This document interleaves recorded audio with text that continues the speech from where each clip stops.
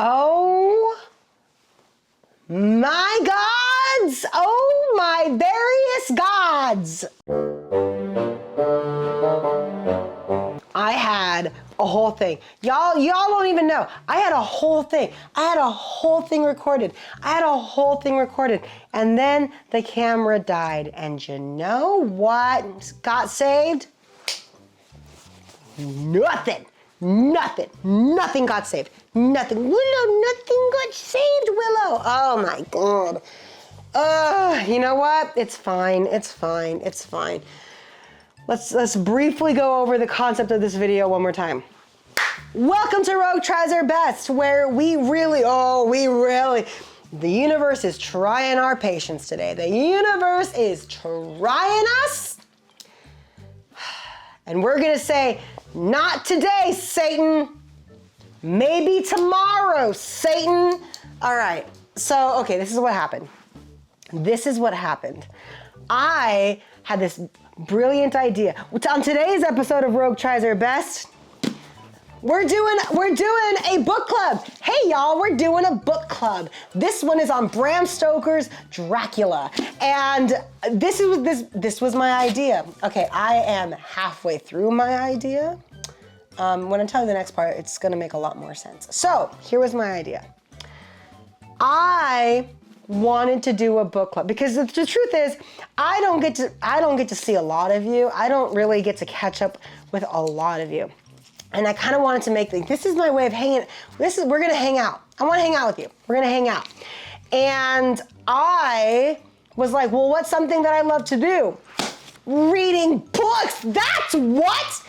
So I wanted to read a book and then have a little book club, a little wine and book club with you in digital space. This was my plan. And I started recording this video 2 hours ago. And when I started recording the video, going back. So the idea is I'm gonna do a little book club. I read a book and then I talk about this book.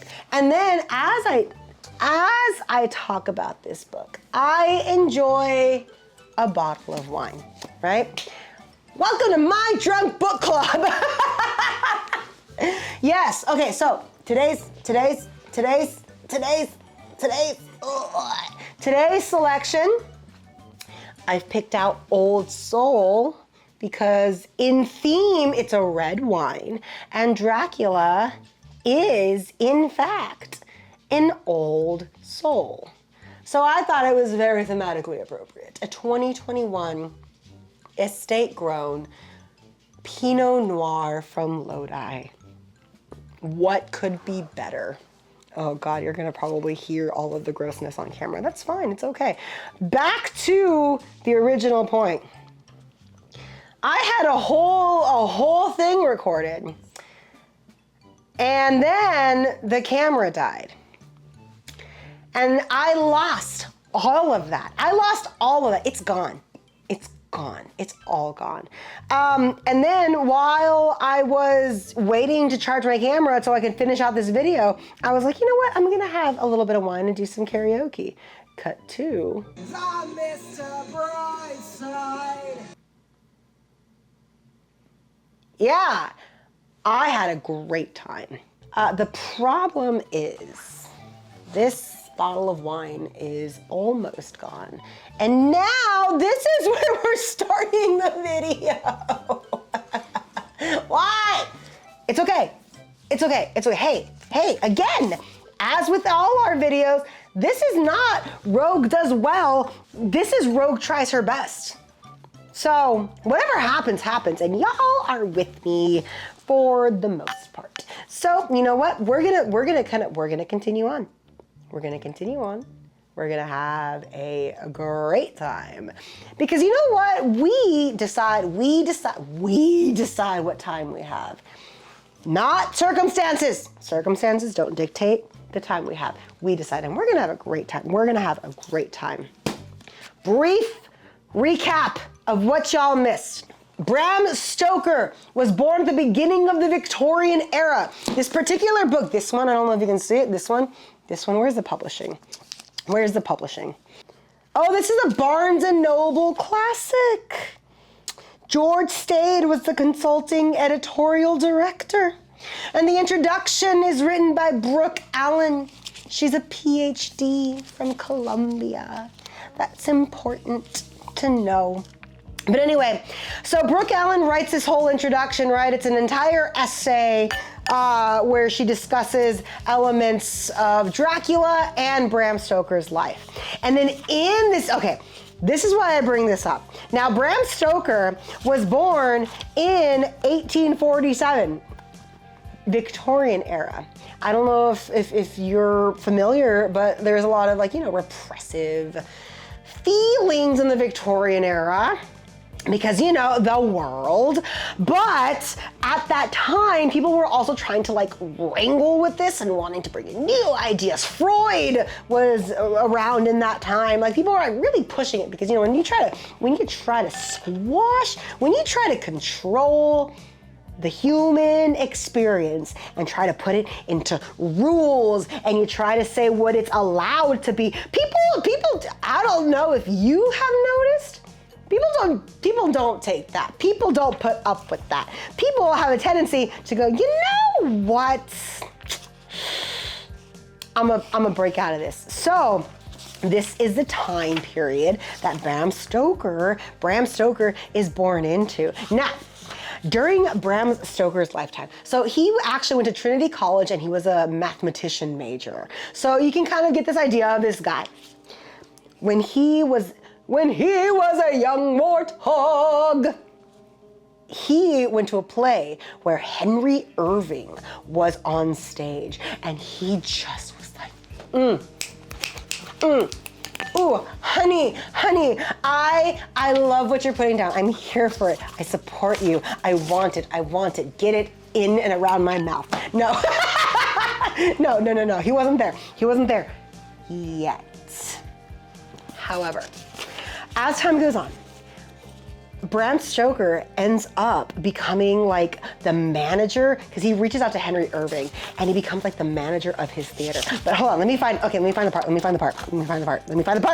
part.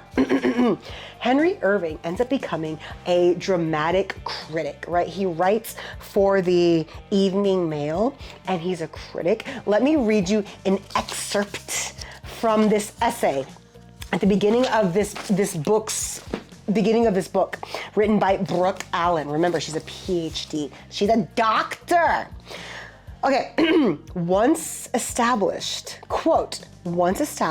as a drama critic, Stoker felt it a personal mission to boost Irving's work and defend him from hostile reviews in other papers. The actor began to notice and appreciate the sympathetic, intelligent reviews he consistently received from the Evening Mail, and invited Stoker to dinner one night when he was in Dublin. They talked. Imagine these two. They're going to dinner. They talked all night. They talk all night together and dined again the next evening. So here's Bram Stoker. Here's this guy in the Victorian era just talking all night with this actor who he already is just such a good actor, just the greatest, a genius, right? Admires so much. They talk all night. They talk the next night. And quote, Stoker says, soul had looked into soul. Oh my God! Soul had looked into soul, Stoker recalled. From that, quote, from that hour began a friendship as profound, as close, as lasting as can be between two men. Ow! Okay, this is new. I hurt my finger. I hurt myself today. This is when this is being recorded. I hurt my finger today. I sliced into it with a knife. That hurt. Okay, but, oh my God, oh my God, oh my God, oh my God. Okay, so, and again, I'm not saying he had sexual feelings for Henry Irving. I'm not saying that. I am saying that he had a very deep emotional connection. I'm saying that it sounds like he admired Irving. I'm saying that Bram Stoker felt like when he talks to Irving, he felt seen and he felt a lot of big feelings, while I'm saying that he felt a lot of big feelings when he was with Henry Irving. That's what I'm saying. That's what I'm saying. He felt a lot of big feelings. There were some, I'm not gonna say what those feelings were, but they were pretty big, let's just say. Let's just say, there were some pretty big feelings. Anyway, so then, Bram Stoker gets hired on to manage his Henry Irving's theater, right? So they have this working relationship for years. Now, it's not like Bram Stoker was like openly gay or anything. Bram Stoker had a wife. He was married to, hold on, let me find it because we are just getting into it. He was married to, gosh dang it, where is it? A woman named Florence Belcombe. Now, Florence Belcombe was known for being just devastatingly beautiful. She was a beautiful woman. It says here, quote, people used to stand on chairs to look at her. That's how beautiful she was. And she had previously been courted by Oscar Wilde. Now, here's why I'm bringing that up. Oscar Wilde was gay. Oscar Wilde the world was really not chill about things. The world's still not chill about things, but they were really not chill about things. And he had gone to trial accused of being gay, and it was a crime at that point, right? Which is utterly absurd, but I digress. But anyway, he had been courted by Oscar Wilde, and Oscar Wilde was friends with, ran in circles with Bram Stoker. So they were like, in the same kind of circles. Again, they're both artists, so that makes sense. That's just information out there. Context, right? So Oscar Wilde proposes and ends up getting married to Florence Belcombe. Now, according to this essay, this is what it says, quote, the Stokers' marriage was singularly cool from the very beginning. And this would not change over the course of their 34 years together. Okay, I'm just saying, this is a man who is clearly capable, I think.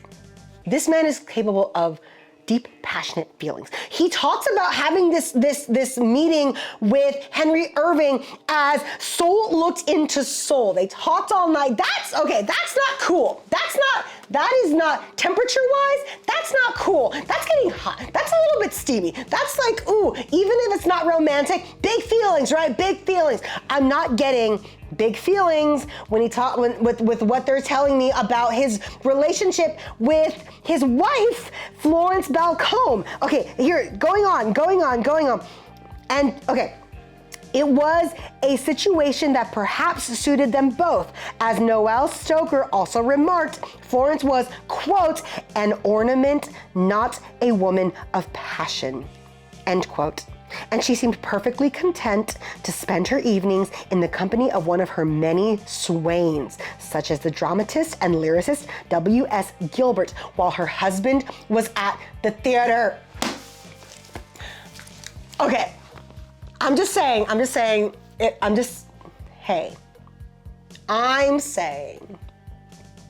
good for them, they found something that worked. What's working though? What's working? What's working? Okay, I bring this up because this is some context for when we actually get into the book, right? So it says, okay, her granddaughter, continuing on, her granddaughter thought her, quote, cursed with her great beauty and the need to maintain it. In my knowledge now, she was very anti-sex, end quote. As for Stoker, now this is the essayist saying his true marriage was to Henry Irving, a selfless, devouring man who soaked up the talent, time, and devotion of his acolytes, of whom Stoker was the foremost. Many readers have found an echo of Irving and Stoker in the relationship between the parasitical Dracula and his hapless victims. Okay, this is why I bring this up, because we're gonna talk about this relationship as we get into the book. Now, here's the thing, it goes on. Now, you would think Irving and him, you had this thing. No, Irving did not seem to be that, I mean, from what it says here in the essay, right? I'm making assumptions, and I'm gonna put that out there. These are all assumptions, but that's the joy of literature. We get to play in it. Okay. So it says, so Bram Stoker goes on to publish Dracula, right? Like he publishes this, and this is like his book. This is like a massive tome right now. And then he goes on to then write a version of Dracula that's made for the stage. It's made for theater. He writes a play of Dracula, and it says, quote, shortly after the publication of Dracula, Stoker arranged a reading of a dramatic version at the Lyceum. So he writes this and he arranges this reading of this version in order to protect the copyright, but also to interest Irving in playing the role. Irving made no comment at the time. When Stoker asked him later what he thought, he replied in one dismissive word: dreadful. That's all he said. Dreadful. Can you imagine being just so into, on whatever level, a person, and you write this book, and then you create a version for the stage, and then you ask them, hey, what do you think of this? And they look at you and they go, dreadful. Ah! Gutted. Okay, but then, it gets worse. Okay, continuing on.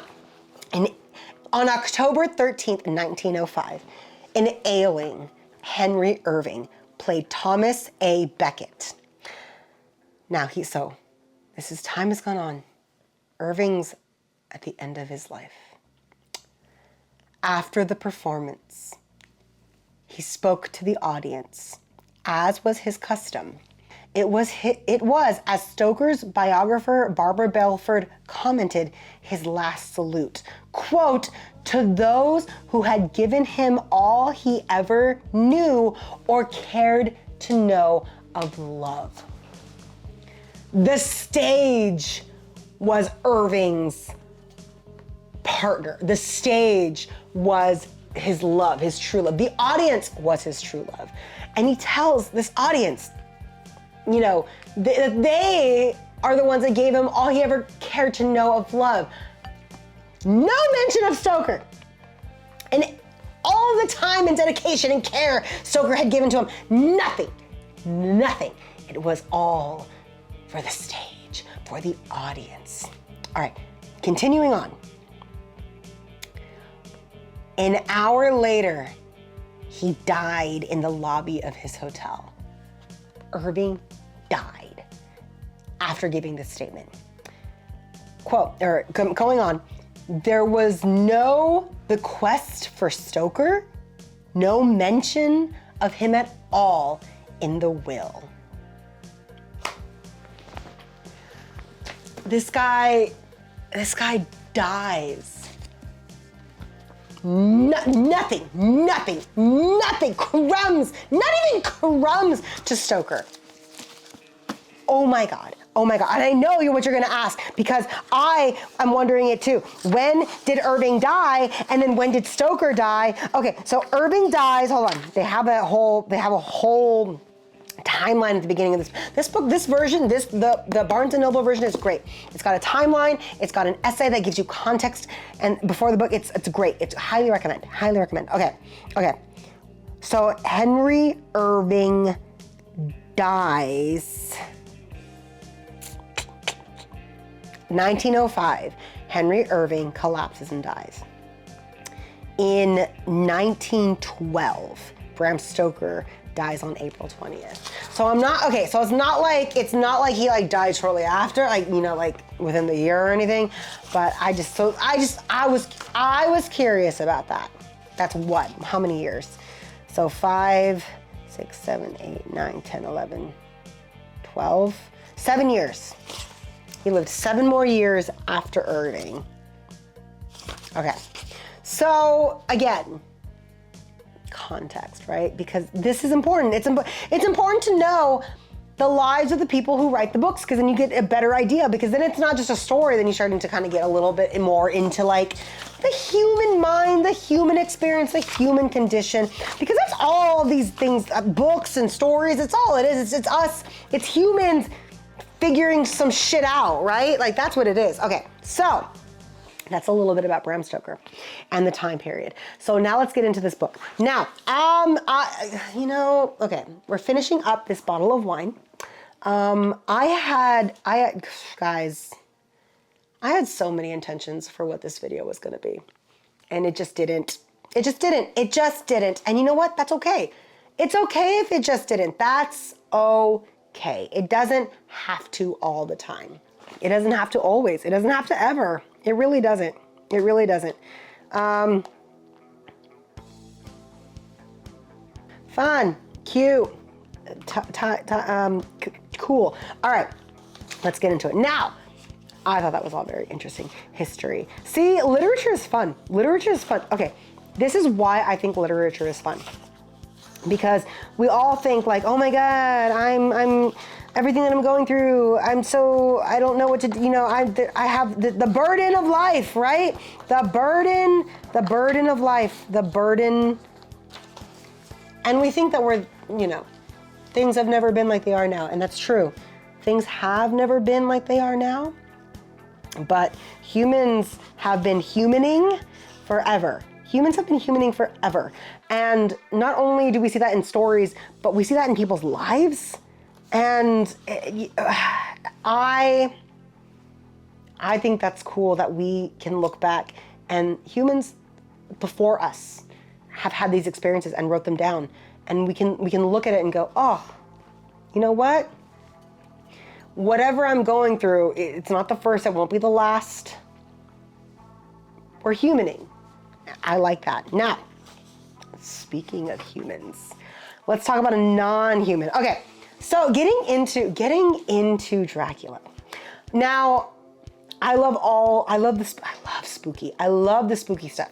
I didn't know that Dracula was written as a collection of journal entries, as a collection of newspaper clippings, as letters to each other, as telegrams, all of these things, right? I thought it was like a narrative. I didn't realize that it's just this account of all of these different like experiences. And in the book of Dracula, we don't actually ever get a first-person account of Dracula. None of the letters, none of the journal entries are from Dracula himself. It's all from people who experience Dracula or who are by proxy to Dracula. So that already sets up this element of mystery, because we don't know what's going on in this guy's head. We know what people experience from this guy, but we don't actually hear his thoughts, right? Which is pretty cool. I didn't know that. I thought it was just like a regular narrative. I didn't realize it was all that. Hold on, someone texted me. Aww. All right, that's enough of that. Okay, back to you guys. Back back to you guys. All right, so we start out this story with Jonathan Harker. Jonathan Harker starts out this story by going to Transylvania. Now he, I can't remember the actual word, but he is a guy who does like money stuff. There's a broker, a lawyer, something like that. He's like a land lawyer. When you like buy property and all that kind of thing. There's a word that they use. I can't remember what it is, but there's a word. He's a broker? No, that can't be it. Like Dracula, okay. The whole reason Jonathan Harker is going to Transylvania is Dracula wants to buy some property in London, right? And so Harker is going to Transylvania to help him with this process because he represents a company that does this sort of thing. And when he gets there, he's like, oh yeah, this is really cool. I'm going on my way there. Everybody's acting kind of weird, but I don't know why, right? Like he can tell some things are off and he's like, I'm in Transylvania and this is what it's like. And he's trying to like, write in this journal about all of his experiences. But anyway, he finally gets to this castle, and actually it's kind of eerie because he like gets picked up by the coachman, and the guy is like, oh, just get in the coach, and we're gonna go. And as he's going there, like there's all of these wolves howling, and he's just like, he's got like a really bad vibe, but he's like, all right, just along for the ride. They get to the castle, the coachman goes away, and then Dracula comes out, right? He's by himself for a little bit, and then Dracula comes out. And this quote, Dracula's description, he describes him as an aquiline, which is like an eagle-like nose, with high bridge of the thin nose and particularly arched nostrils, with lofty domed forehead and hair growing scantily around the temples, but profusely elsewhere. His eyebrows are massive. And he's got this peculiarly, he notices peculiarly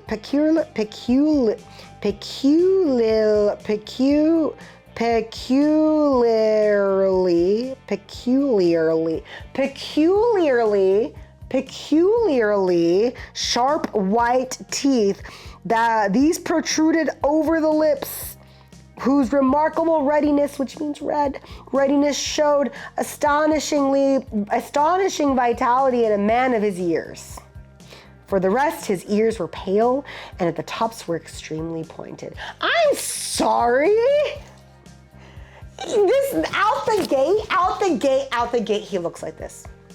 Out the gate, he's got super pointy ears, he's got red lips, he's got freaking pointed teeth just sticking out his mouth, and this guy's like, this is fine. That's fine. That's not a vampire. But I get it. They're not supposed to know what vampires are. We know what vampires are because we've read Dracula.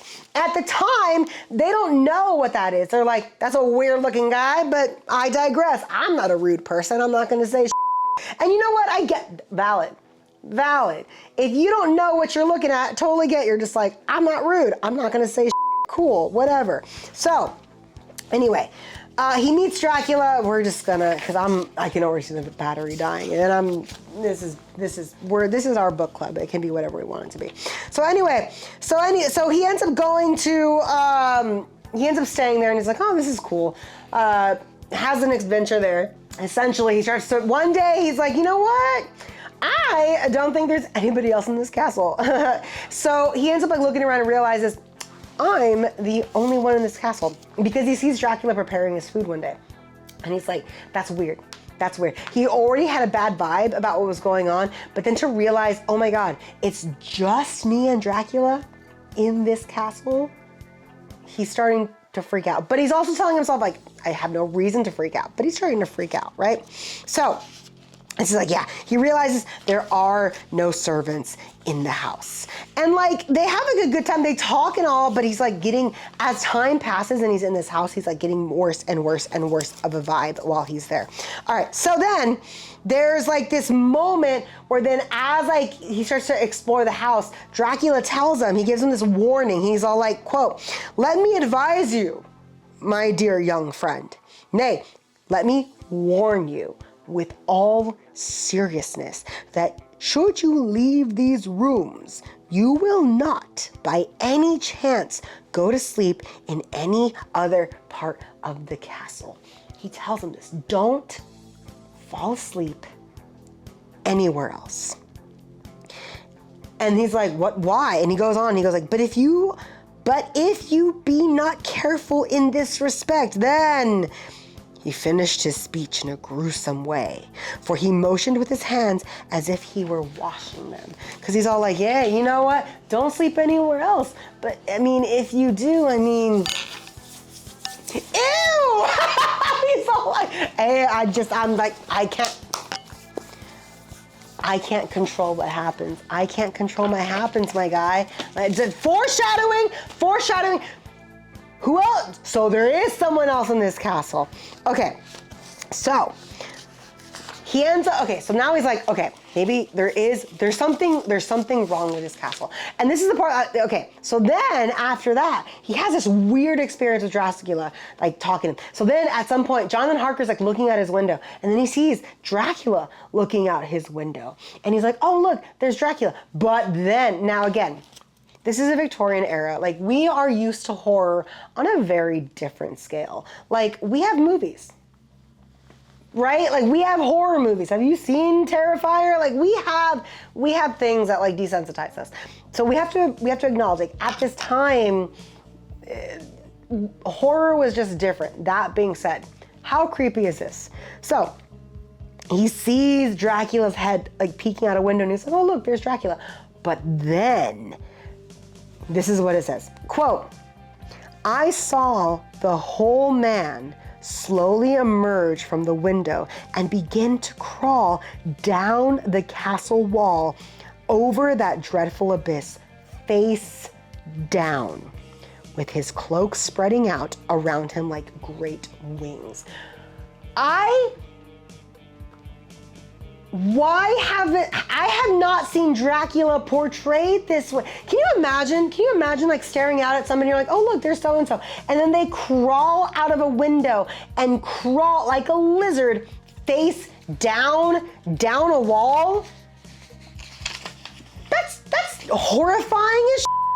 Oh my God. Okay, so he's like, at this point, he's like, that guy's not normal. Panic is setting in. This guy knows this guy's not normal. This guy's not normal. So then he starts to look around and he's like, I need to get the out of this house. So he's starting to explore and look around because he's like, there's nobody else here. I can't get out. I'm trapped here with this thing, right? So now the horror element starts to step in. And we're just on page like 43. Like, we're just getting into it, but we're starting to get these elements of Dracula. Now, one of my favorite things about this book, I never realized, okay, so I watched Van Helsing, right? The one with like Hugh Jackman, and like he's really cute, and there's like, oh, you know. I never knew that his 3 wives that are in that movie are based actually on the book. He actually has these 3 wives, these women vampire, the wives of Dracula, are in Dracula. Oh my God. So he sees them. He goes out, he falls asleep. This guy falls asleep. Look, listen. Quote, I felt in my heart a wicked, burning desire that they would kiss me with those red lips. So he sees them, he falls asleep, and they appear to him, and they're beautiful. They're beautiful. And again, we're getting this sensuality coming in. There's this sensual element. These beautiful vampire women are like walking up to him, and all he wants is for them to kiss him. Now, he has a girlfriend. He has a fiance at this point, right? But he sees this woman, there's a sensuality that comes in. And then it goes on, quote, they whispered together, and then they all 3 laughed. Such a silvery, musical laugh, but as hard as though the sound never could have come through the softness of human lips. It was like the intolerable tingling sweetness of water glasses when played on by a cunning hand. Okay. They make a sound that is like the tingling of something being played with a cunning hand. Okay, Bram Stoker. Okay, this to me starts to scream of somebody. Oh, this screams of wanting and desire, right? Okay. This is, okay, you see why I told you about that beginning part? Yeah, that's why. This is why. Okay, there is desire here. There is this element, right? Now, anyway, this scene goes on. Like he's like just there. He's prone. And the three wives of Dracula are just like coming up on him, right? And it says here, it goes, I could feel the soft shivering touch of the lips on the super sensitive skin of my throat and the hard dents of 2 sharp teeth just touching and pausing there. I closed my eyes in a languorous ecstasy and waited with beating hearts. Okay. So you see where this element of Dracula being this sensual book, it's cause it is. But anyway, in an instant it says, I was conscious of the presence of the Count. He shows up, the Count shows up, and he's like, he tells the women, his wives, get away. This one is mine, right? You guys aren't allowed to touch. And it says, one of the wives, the fair girl with a laugh of ribald coquetry, I don't know this word, with ribald coquetry, turned to answer him. You yourself never loved. You never love. That's what she accuses Dracula of. You never love. On this, the other woman joined, and such a mirthless, hard, soulless laughter rang through the room that it almost made me faint to hear. It seemed like the pleasure of fiends. Then the Count turned, after looking at my face attentively, and said in a soft whisper, yes, I too can love. You yourself can tell it from the past. Is it not so?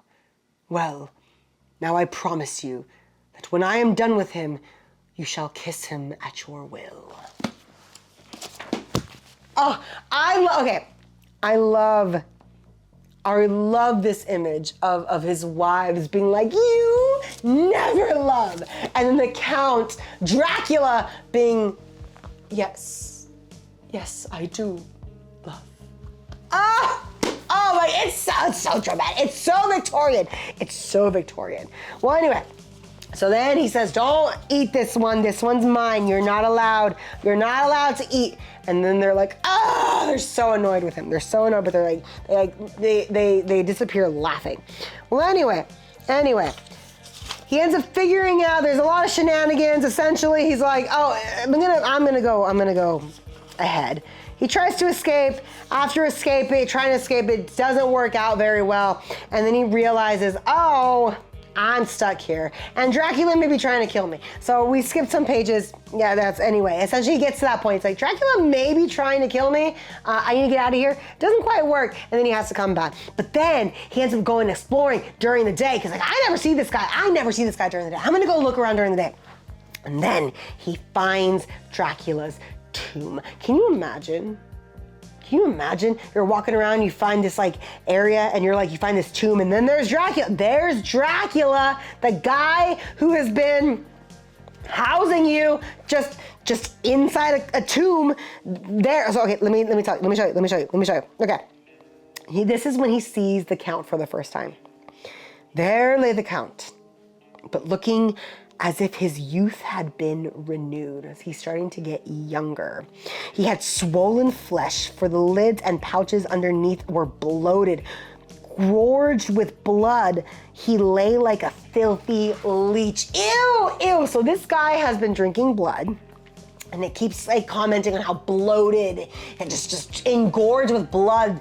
Again, he's engorged with blood. There's this sensual, sexual nature, right? Using these, these words, gorged with blood. So again, there's this, there's a little something going on. Anyway, so then he's like, I'm gonna kill him. I'm gonna kill him. So he lifts this like shovel that he has, and he goes, but as I did so, the head turned and the eyes fell full upon me with all their blaze of basilisk horror.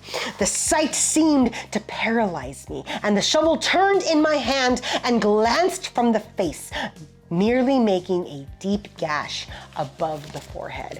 Couldn't kill him, but we see that trope. We have seen that trope. This is gonna die again. Oh my God. But we've seen that trope, that when the dead guy is there and then suddenly like it just turns very quickly. It turns very quick and looks at you with the open eyes. Horrifying. This is gonna die again. So I'm gonna charge it. This bottle is gonna be done by the time I come back. And then we're just gonna finish this out really quick. I could go on for you guys, I could go on for so long, but I can't. So hold on.